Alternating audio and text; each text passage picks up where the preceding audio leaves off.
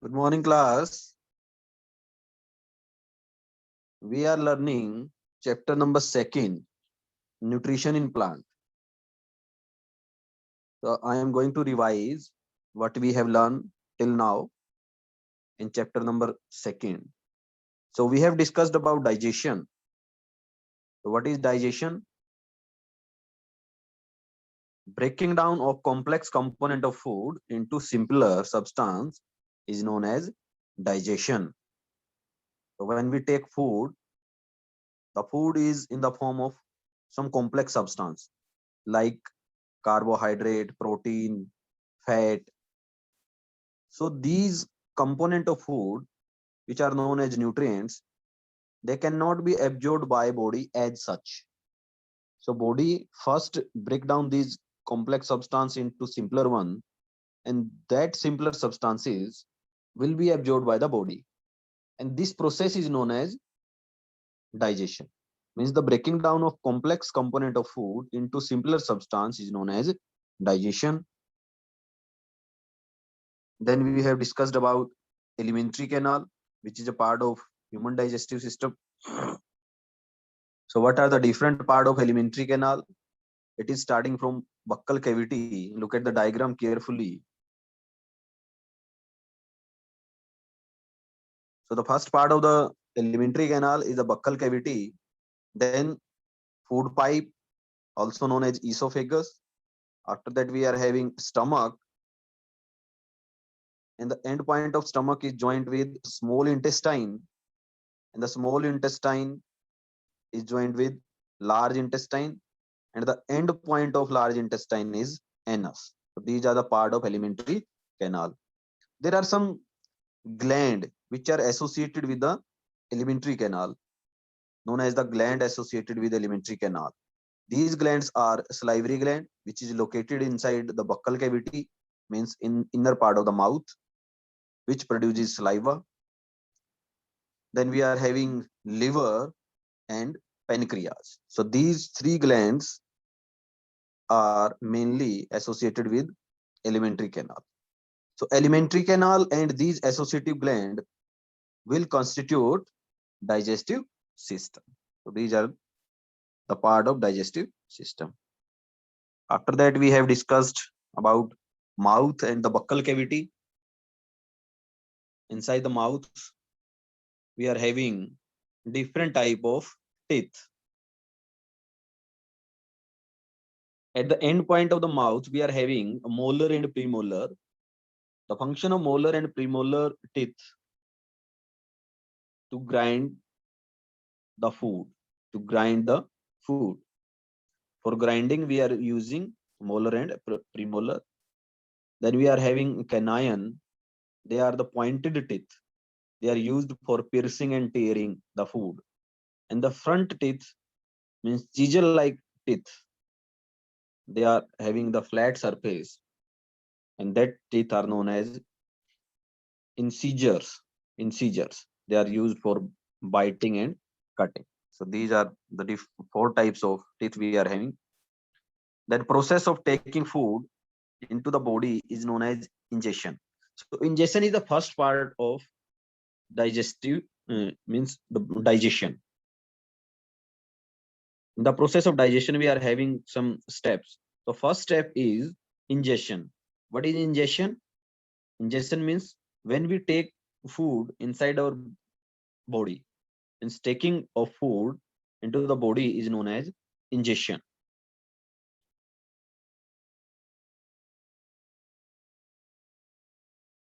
So open page number 14. So we are going to start the today's topic. And in today's topic, we will discuss about esophagus, then stomach, then small intestine and large intestine, and absorption in a small intestine. Intestine.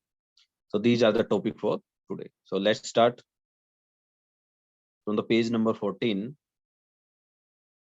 Let us do an activity. Activity 2.3.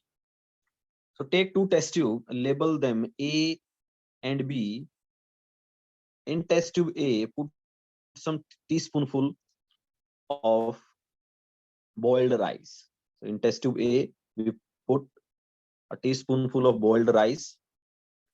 In test tube B, keep 1 teaspoonful of boiled rice after chewing it for 3 to 5 minutes.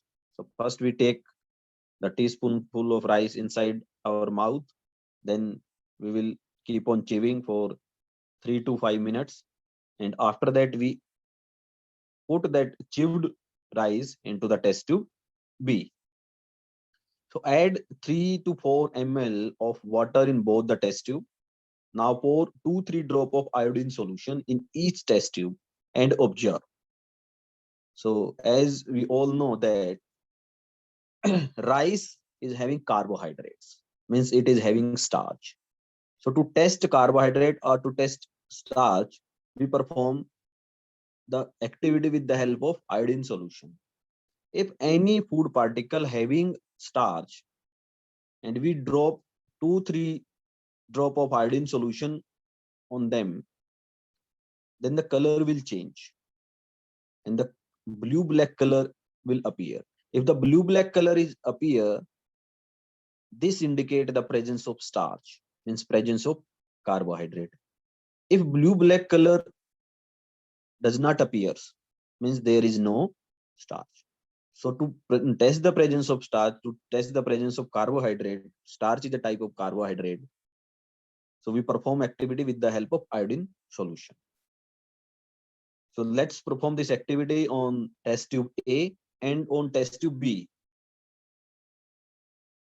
So now pour 2-3 drop of iodine solution in each test tube and observe.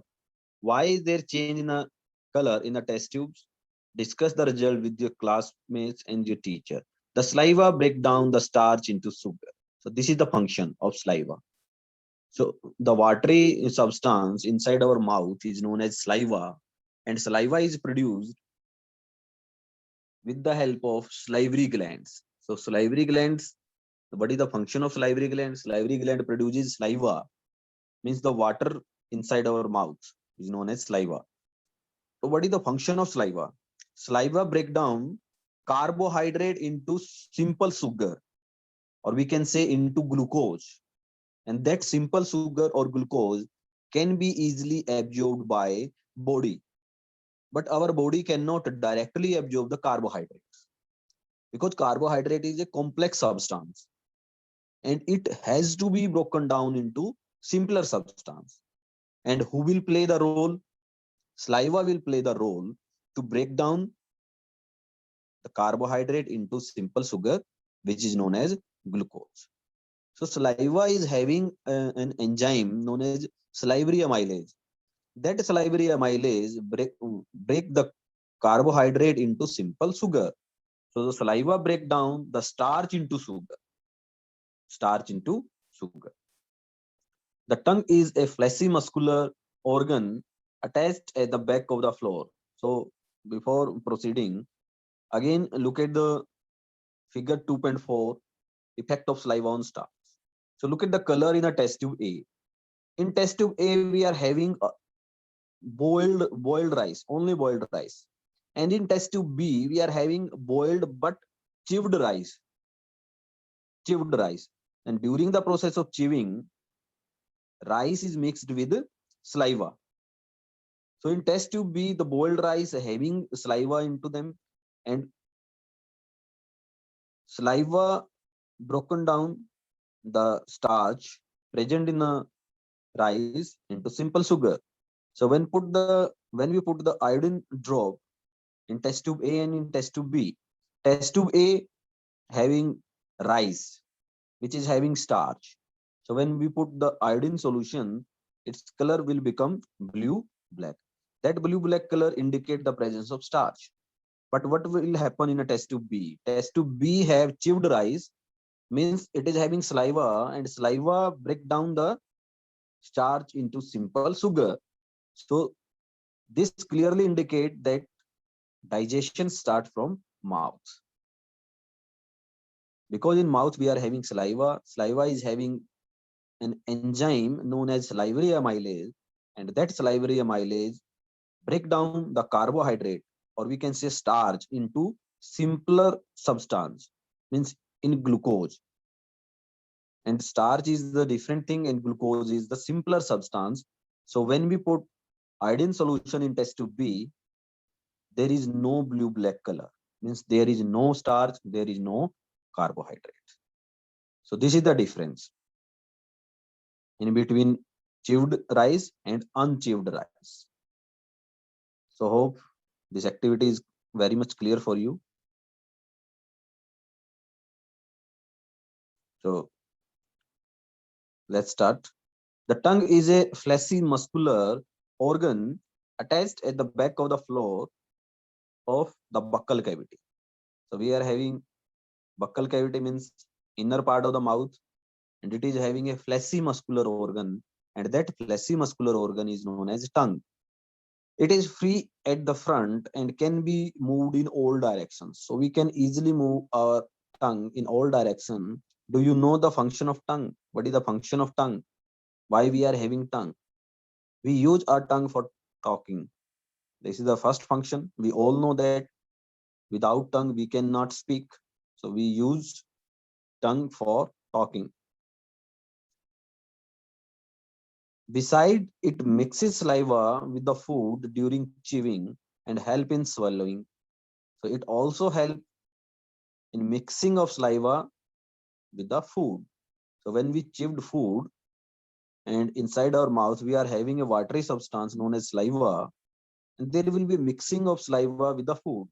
And who will help in mixing? Tongue will help in mixing, and it will also help in swallowing the food. When we engulf the food, we swallow the food. Tongue also help in that. We also taste food with our tongue. So there are some taste bud, some parts on the tongue. With the help of that, we can taste the different substances like sweet or sour or salty. There are spot, there are some spot, there are some location on our tongue known as taste bud. It has taste buds that detect different taste of food. So to detect the food, to detect the different taste of food, we are having taste bud.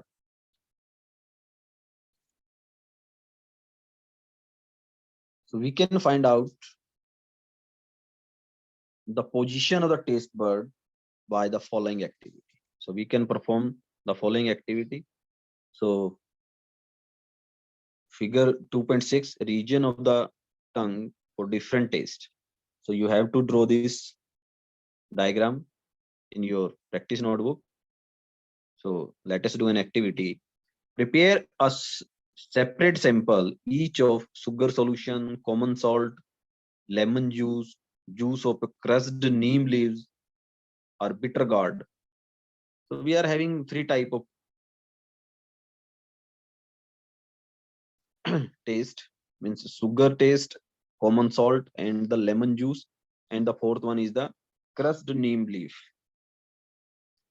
Blindfold one of your classmate and ask him to take out the tongue and keep it in a straight and flat position.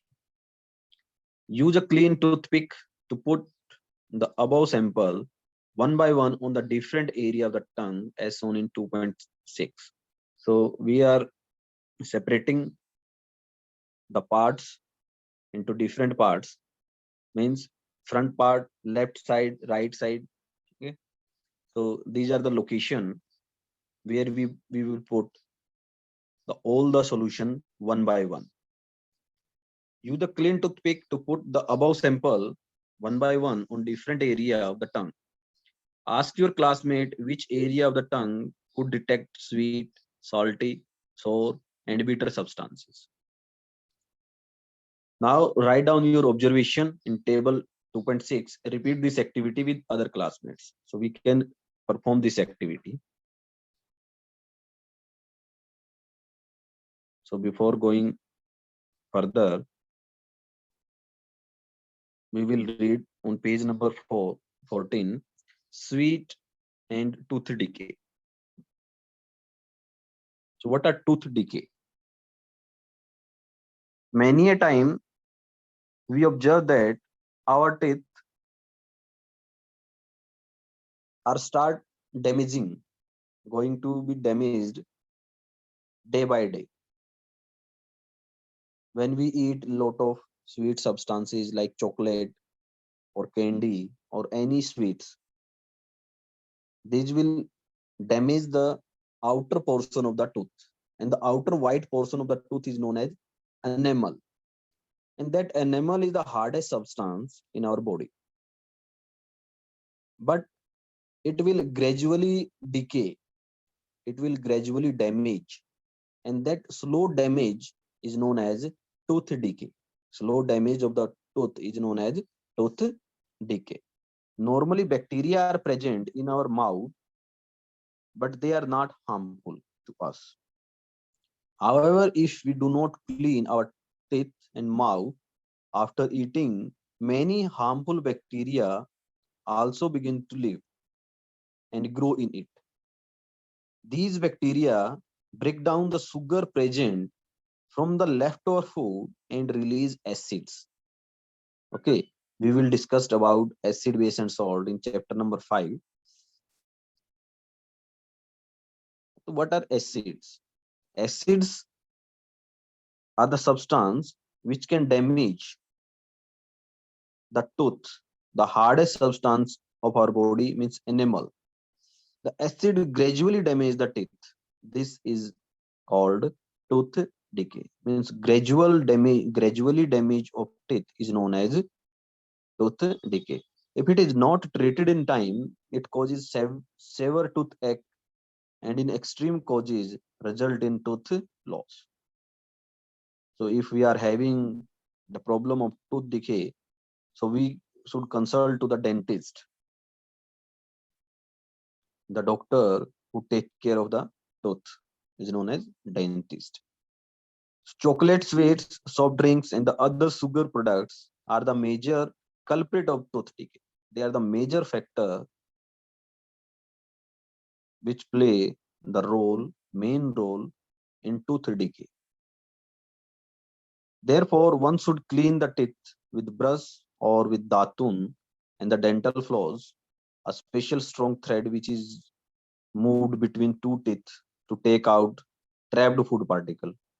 That thread is known as the dental floss at least twice a day. So we should brush or datun at least twice a day and rinse the mouth after every meal.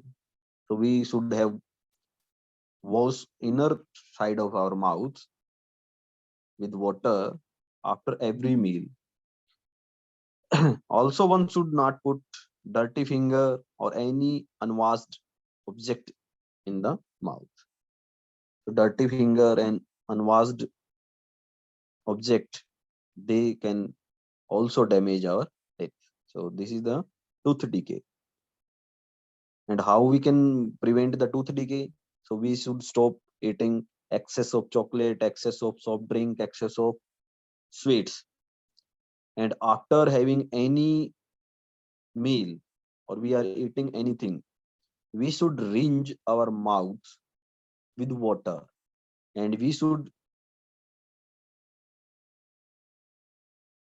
brush our teeth twice a day. So these are some steps which by which we can prevent tooth decay.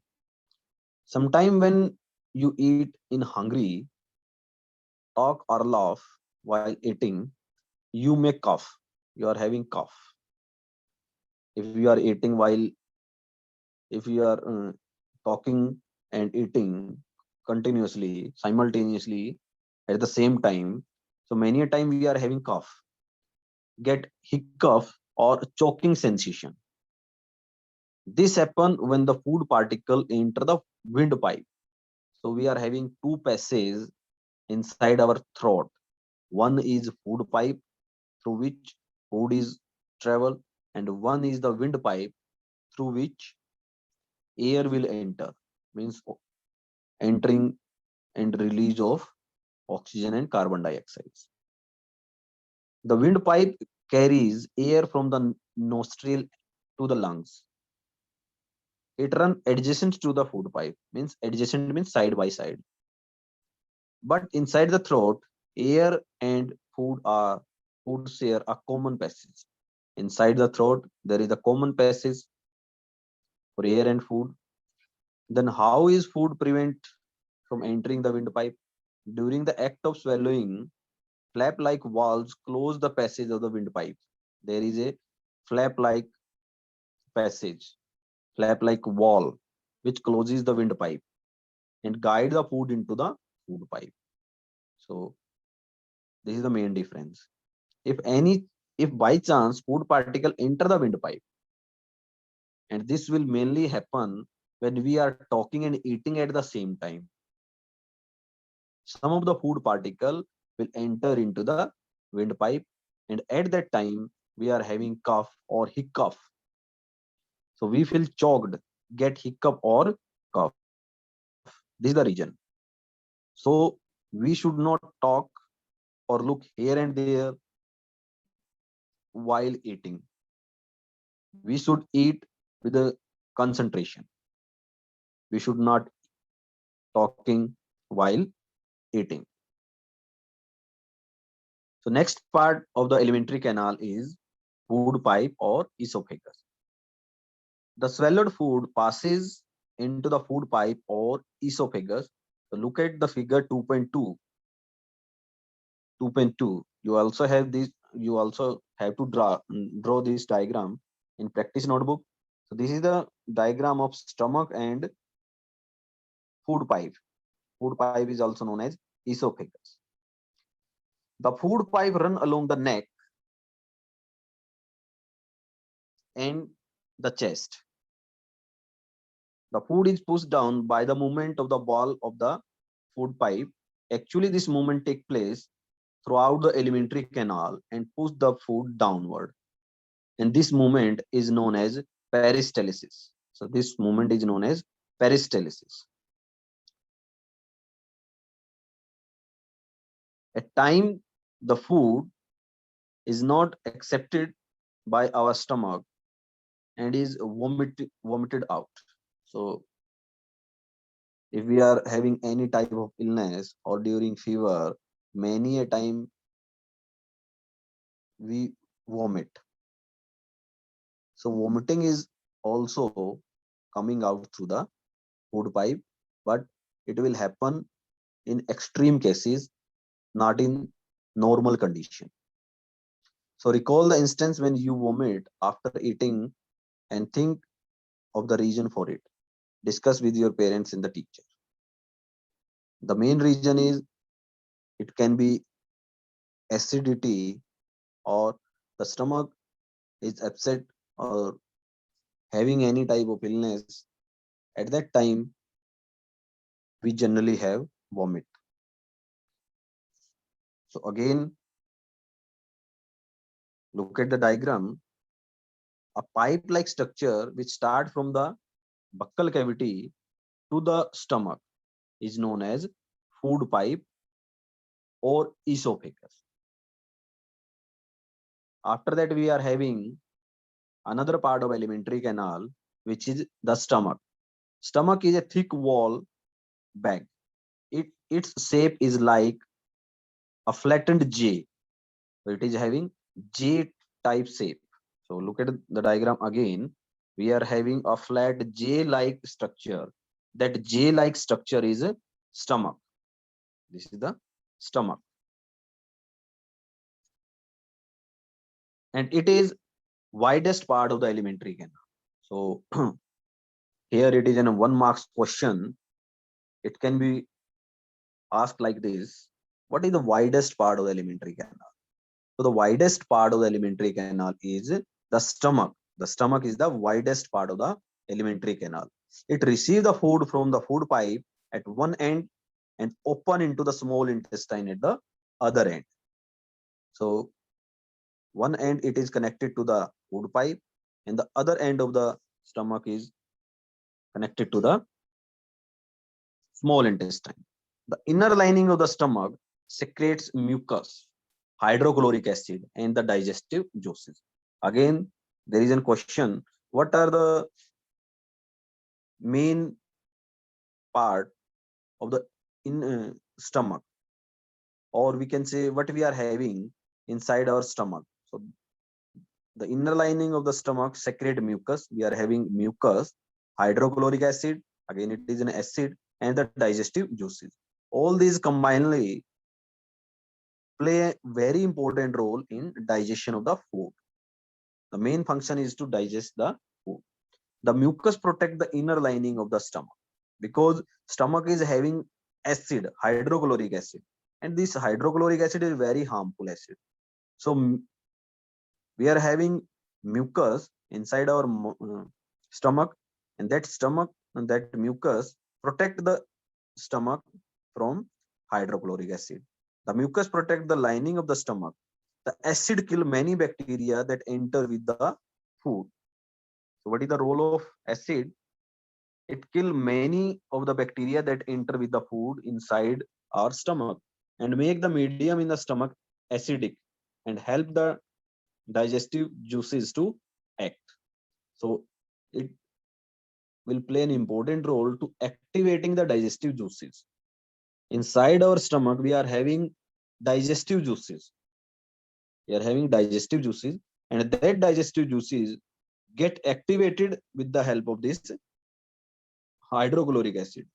And the another role of the hydrochloric acid to kill the bacteria that enter with the food. The digestive juices break down the protein into simpler substance. So before that, we are able to learn that inside our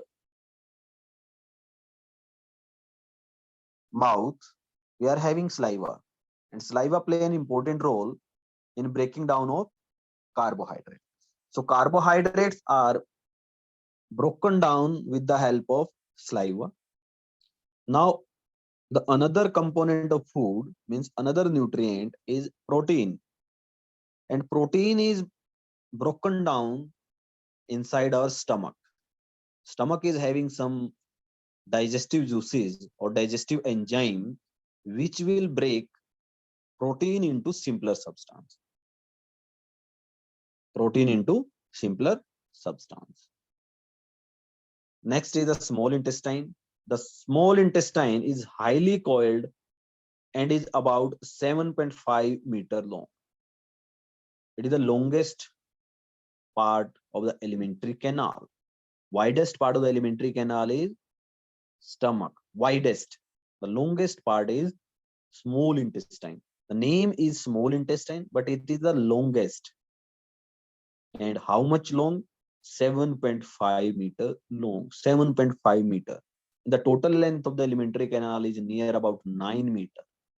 Near about 9 meter from buccal cavity, or we can say from esophagus to the anus. The total length of the alimentary canal is 9 meter, approximately 9 meter.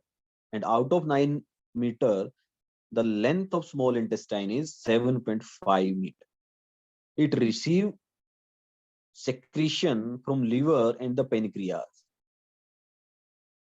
So liver and pancreas secretes, means produce some digestive juices, and that digestive juices will enter into the small intestine.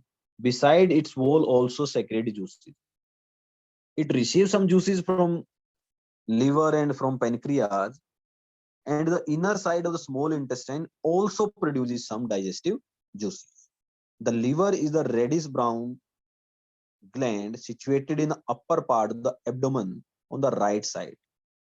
So in the previous lecture, we have discussed about the diagram. Look at the diagram again. 2.2. So the right side in the picture, it is left side, but actually in our body, it is situated in the right side. So this is the mirror image. It is like this. When we are standing in front of the mirror, so left side appear right and right side appear left. So the left side of that image is actually the right side of the human body. So below the stomach, sorry, right side of the stomach, we are having liver. and below the stomach we are having pancreas in the left side. So these are the two glands which secrete digestive juices, and when the digestive juices secreted by liver and pancreas will enter into the small intestine. So what is liver? So now we are discussing about liver. The liver is a reddish brown gland situated in the upper part of the abdomen on the right side. So upper part of the abdomen on the right side, it is the largest gland in the body. So largest gland in the body. Again, there are so many one word type question or one marks question. Like, what is the largest gland of the body? Liver is the largest gland of the body. It secretes bile juices that is stored in sac called gallbladder. So when liver produces bile juice, it is temporarily stored in gallbladder. The bile play an important role in digestion of fats. So fat is another component of food, means another type of nutrient. Also, fat cannot be directly absorbed by body. It has to be broken down into simpler substance. And who will play the role in the digestion of fat? Bile. Bile juice play an important role in the digestion of fat. So till now, we have discussed about the three component of food which are broken by different digestive juices. Carbohydrate is digested with the help of saliva. Protein is digested with the help of digestive juices secreted by stomach. And now bile juice play an important role in the digestion of fats. The next gland is the pancreas. The pancreas is a large cream colored gland located just below the stomach. In the diagram of human digestive system, you can easily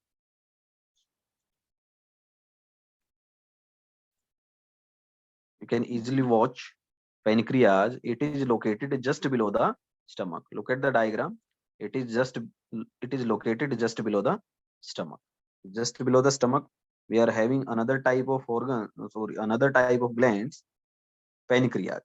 Pancreas produces pancreatic juices. Again, pancreatic juices play an important role in a digestion.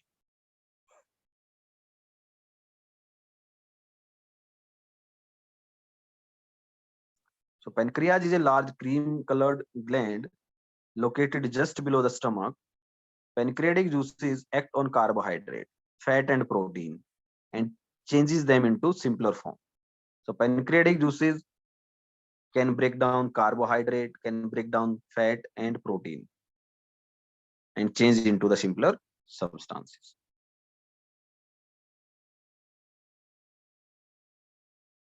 The partially digested food now reaches the lower part of the small intestine, where the intestinal juices complete the digestion of all the component of the food.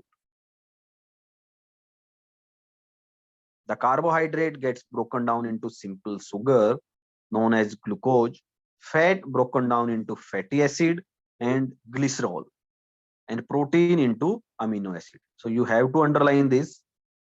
Also, we have discussed about these components into the bridge course, but I am again repeating this.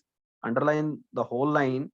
Carbohydrate broken down into simple sugar known as glucose, fat is broken down into fatty acid and glycerol, and protein is broken down into amino acid. So our body cannot directly absorb carbohydrate, fat or protein, but our body can very much easily absorb glucose or fatty acid or glycerol or amino acid. So carbohydrate are broken down into simpler substance known as simple sugar or glucose. Glucose can be very easily absorbed by the body. Fat into fatty acids and glycerol. Fatty acid and glycerols are absorbed by our body. Protein into amino acids. Amino acids, body can easily absorb the amino acids. So students, these are the topic for today.